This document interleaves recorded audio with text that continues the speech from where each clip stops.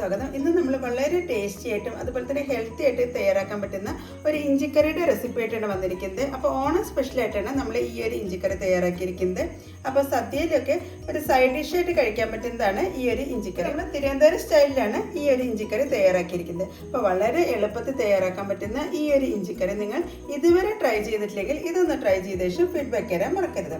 കൂടാതെ നിങ്ങൾ എൻ്റെ ചാനൽ ഇതുവരെ സബ്സ്ക്രൈബ് ചെയ്യാതെയാണ് കാണുന്നതെങ്കിൽ സബ്സ്ക്രൈബ് ചെയ്യാനും ഈ വീഡിയോ ഇഷ്ടപ്പെടുകയാണെങ്കിൽ ലൈക്ക് ചെയ്യാനും കമൻറ്റ് ചെയ്യാനും അതുപോലെ ഫാമിലിക്കും ഫ്രണ്ട്സിനും ഒന്ന് ഷെയർ ചെയ്യാനും മറക്കരുത്. Thank you. സദ്യ സ്പെഷ്യൽ ഇഞ്ചിക്കറി തയ്യാറാക്കാൻ വേണ്ടി ഞാൻ കുറച്ച് ഇഞ്ചി എടുത്തിട്ടുണ്ട്.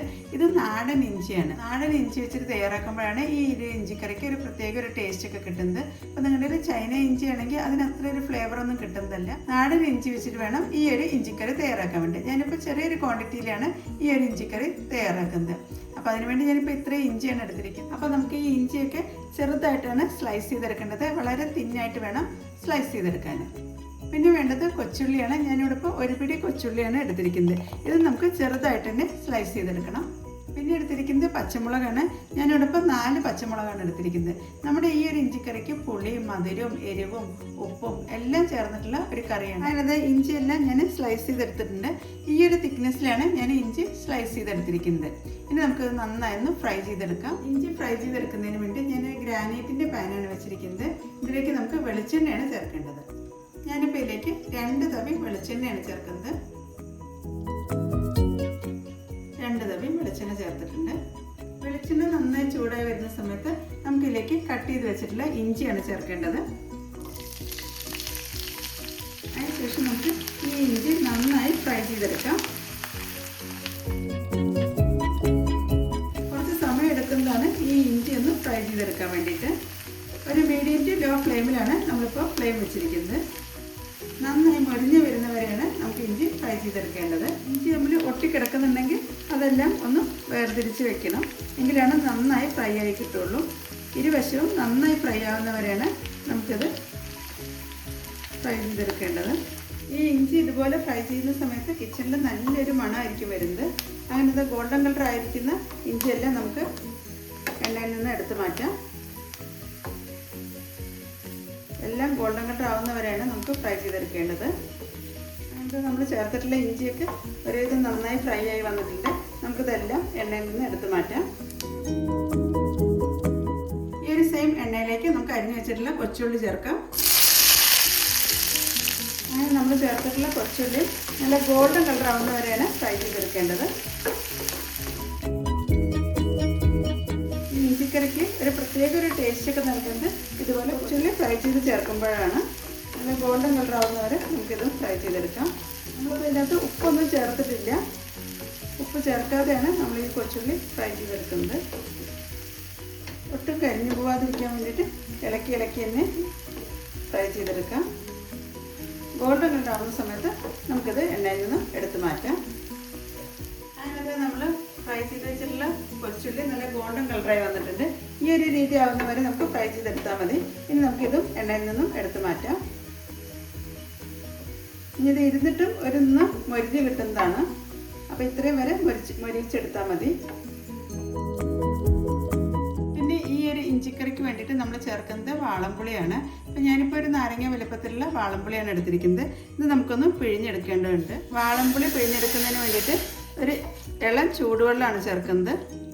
ഒരു 1/2 കപ്പ് ചൂടുവെള്ളം ചേർത്തിട്ടുണ്ട്. ഇങ്ങനെ ചൂടുവെള്ളം ചേർക്കുന്നതുകൊണ്ട് തന്നെ പുളിയിൽ നിന്ന് നന്നായി ജ്യൂസൊക്കെ കിട്ടുന്നതാണ്. മിക്സിയുടെ ചെറിയ ജാറിലേക്ക് നമ്മൾ നേരത്തെ ഫ്രൈ ചെയ്ത് വെച്ചിട്ടുള്ള ഇഞ്ചിയാണ് ചേർക്കുന്നത്. ഇത് നമുക്ക് നന്നായി പൊടിച്ചെടുക്കണം. ഫൈൻ പൗഡർ ആവേണ്ട ആവശ്യമൊന്നുമില്ല. തെരതെരിപ്പായിട്ടൊന്ന് പൊടിച്ചെടുത്താൽ മതി. ഇഞ്ചിയുടെ കൂടെ അടുത്തായിട്ട് നമ്മൾ ചേർക്കുന്നത് ഫ്രൈ ചെയ്ത് വെച്ചിട്ടുള്ള കൊച്ചുള്ളിയാണ്.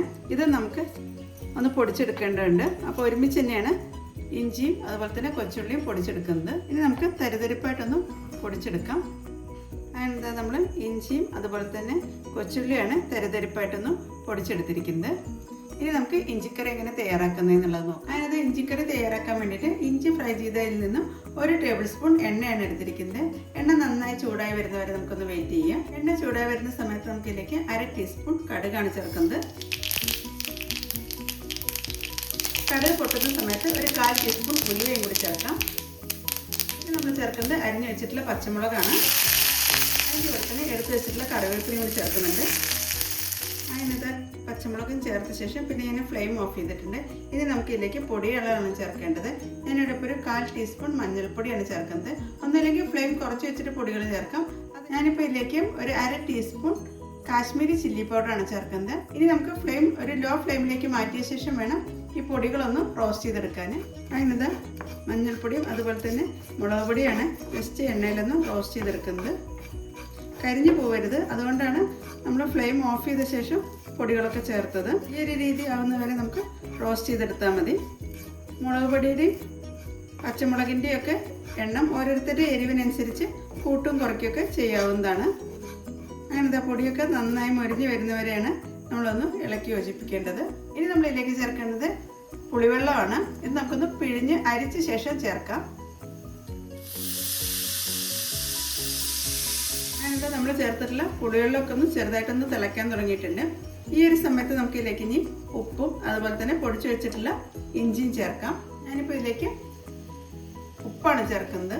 പിന്നെ ഇതിലേക്ക് ചേർക്കുന്നത് കായമാണ്. ഞാനിപ്പോൾ ഇതിലേക്ക് LG കായയാണ് ചേർക്കുന്നത്. ഒരു നുള്ള കായപ്പൊടി നമ്മൾ ഇതിലേക്ക് ചേർത്തിട്ടുണ്ട്. ഇനി നമുക്കിതിലേക്ക് പൊടിച്ചു വെച്ചിട്ടുള്ള ഇഞ്ചിയും അതുപോലെ തന്നെ കൊച്ചുള്ളിയാണ് ചേർക്കുന്നത്. അതിനകത്ത് ഇഞ്ചി പൊടിച്ചതും കൂടി ചേർത്ത ശേഷം നന്നായി ഒന്ന് മിക്സ് ചെയ്തെടുക്കാം. ഇനി ഇത് നന്നായി കുറുകി കിട്ടുന്നവരെയാണ് നമ്മൾ തിളപ്പിച്ചെടുക്കേണ്ടത്. അപ്പം ഞാൻ ഉലുവ ഫ്രൈ ചെയ്യുമ്പോൾ തന്നെ ഉലുവ ചേർത്തിരുന്നു. അപ്പം നിങ്ങളുടെ കയ്യിൽ ഉലുവ പൊടി ഉണ്ടെങ്കിൽ ഈ ഒരു സമയത്ത് ഉലുവപ്പൊടി ഒരു 1/4 ടീസ്പൂൺ ചേർത്താൽ മതി. അങ്ങനെ നമ്മുടെ ഇഞ്ചിക്കറിയൊക്കെ ഒന്ന് തിളയ്ക്കാൻ തുടങ്ങിയിട്ടുണ്ട്. ഈ ഒരു സമയത്ത് നമുക്ക് ഇതിലേക്ക് ശർക്കരയാണ് ചേർക്കുന്നത്. ഞാനിപ്പോൾ ഈ ഒരു വലുപ്പത്തിലുള്ള ശർക്കര ഇതിലേക്ക് ചേർക്കുന്നുണ്ട്. അങ്ങനെ ശർക്കര മെൽറ്റ് ആവുന്നവരെയാണ് നമുക്ക് തിളപ്പിച്ചെടുക്കേണ്ടത്. ഞാനിത് ശർക്കരയും പെട്ടെന്ന് തന്നെ മെൽറ്റായി കിട്ടുന്നതാണ്. നമ്മുടെ ഇഞ്ചിക്കറിയുടെ കൺസിസ്റ്റൻസിയൊക്കെ ഒരുവിധം റെഡിയായി വരുന്നുണ്ട്. കംപ്ലീറ്റ് ആയിട്ട് ശർക്കര മെൽറ്റാവുന്നവരെ നമുക്കൊന്ന് വെയിറ്റ് ചെയ്യാം. അപ്പോൾ സദ്യയിൽ ഒഴിച്ചുകൂടാൻ പറ്റാത്തൊരു കറിയാണ് ഈ ഒരു ഇഞ്ചിക്കറി. ഇത് നമ്മൾ തിരുവനന്തപുരം സ്റ്റൈലിലാണ് ഉണ്ടാക്കിയിരിക്കുന്നത്. കൂടാതെ നമ്മുടെ ചാനലിൽ തന്നെ പുളിയിഞ്ചി തയ്യാറാക്കിയിട്ടുണ്ട്. അപ്പോൾ പാലക്കാട് സൈഡിലൊക്കെ പുളിയിഞ്ചിയാണ് തയ്യാറാക്കാറുള്ളത്. ഈ ഒരു ഇഞ്ചിക്കറി കഴിക്കുന്നതുകൊണ്ട് തന്നെ നമ്മുടെ സദ്യ കഴിക്കുന്നതിൻ്റെ ആ ഒരു ദഹനമൊക്കെ ശരിയാവുന്നതിനും ഒക്കെ ഹെൽപ്പ് ചെയ്യുന്നതാണ്. അങ്ങനത്തെ നമ്മുടെ ഇഞ്ചിക്കറിയൊക്കെ ഒരു സെർവിംഗ് ബോളിലേക്ക് മാറ്റിയിട്ടുണ്ട്. നിങ്ങൾ ഈ ഓണസദ്യക്ക് ഈ ഒരു രീതിയിലൊരു ഇഞ്ചിക്കറി തയ്യാറാക്കുമെന്ന് പ്രതീക്ഷിക്കുന്നു. അപ്പോൾ നിങ്ങൾക്ക് പാലക്കാട് സ്റ്റൈലിലുള്ള ഇഞ്ചിക്കറി വേണമെങ്കിൽ അത് നമ്മുടെ ചാനലിൽ തന്നെ ഇട്ടിട്ടുണ്ട്. അപ്പോൾ അതിൻ്റെ ലിങ്ക് ഞാൻ ഡിസ്ക്രിപ്ഷൻ ബോക്സിൽ കൊടുക്കുന്നതാണ്. നമുക്ക് ഈ ഇഞ്ചിക്കറിനെ ഒരു കറിവേപ്പില വെച്ചൊന്ന് ഡെക്കറേറ്റ് ചെയ്യാം. വളരെ ടേസ്റ്റി ആയിട്ടും എളുപ്പത്തിൽ തയ്യാറാക്കാൻ പറ്റുന്ന ഈ ഒരു ഇഞ്ചിക്കറി ഓണസദ്യയിൽ നിങ്ങൾ ഉൾപ്പെടുത്തുമെന്ന് പ്രതീക്ഷിക്കുന്നു. അപ്പോൾ ഓണസദ്യയൊക്കെ കഴിച്ചു കഴിയുമ്പോൾ സദ്യയൊക്കെ ദഹിക്കുന്നതിന് വേണ്ടിയിട്ട് ഹെൽപ്പ് ചെയ്യുന്നതാണ് ഈ ഒരു ഇഞ്ചിക്കറി. അപ്പോൾ പുളിയും മധുരവും എരിവും എല്ലാം അടങ്ങിയതാണ്. അപ്പോൾ എല്ലാവരും ഈ ഒരു രീതിയിലൊന്ന് ട്രൈ ചെയ്ത ശേഷം ഫീഡ്ബാക്ക് തരാൻ മറക്കരുത്. Thank you.